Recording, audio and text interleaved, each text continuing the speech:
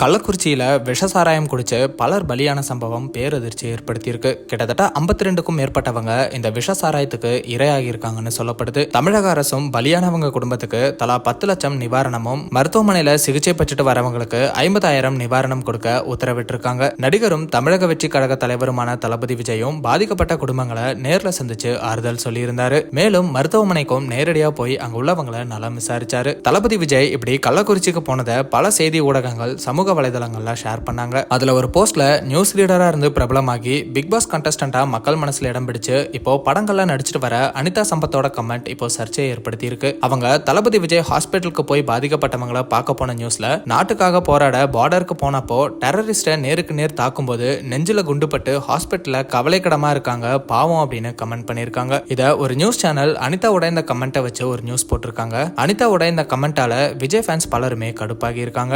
இப்படி கலாச்சாரம் குடிச்சவங்களை தளபதி விஜய் போய் பார்த்ததை விமர்சனம் பண்ற விதமா தான் அனிதா கமெண்ட் பண்ணிருக்காங்கன்னு பலருமே இவங்களை சோசியல் மீடியால திட்டிட்டு வந்தாங்க. இந்த நிலையில அனிதா சம்பத்தே இதுக்கு விளக்கம் கொடுத்திருக்காங்க. அவங்க என்ன சொல்லியிருக்காங்கன்னா, உங்களை நினைச்சா வெக்கமா இருக்கு. என்னோட கமெண்ட் விஜய் பத்தினது இல்லவே இல்லை. அவரை நான் தப்பா எங்கேயுமே மென்ஷன் பண்ணல. அவரோட இந்த அரசியல் வருகை எனக்கு சந்தோஷம் தான். மனைவி மற்றும் பிள்ளைகளை கவனிக்காம இவ்வளவு வறுமையில இருந்தும் காசை கொண்டு போய் கள்ளச்சாராயம் குடிக்கிறேன்னு போய் ஹாஸ்பிட்டல்ல அட்மிட் ஆயிருக்காங்க.